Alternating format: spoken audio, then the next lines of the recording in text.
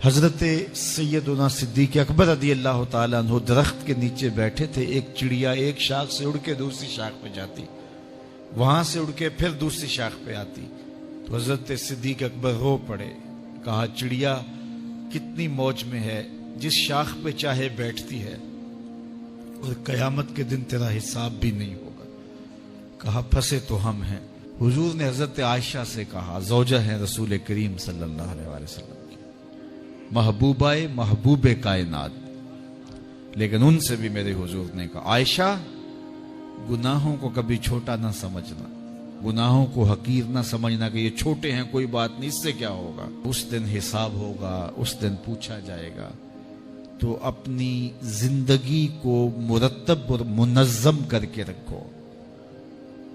हम बहुत सारे गुनाह दाएं बाएं देख के करते हैं। जब हम मुआशरे में बुराई फैली हुई देखते हैं तो हम कहते हैं कि देखो ना ये सारे कर रहे हैं तो मैं ही बहुता मुत्तकी आ गया हूं जी।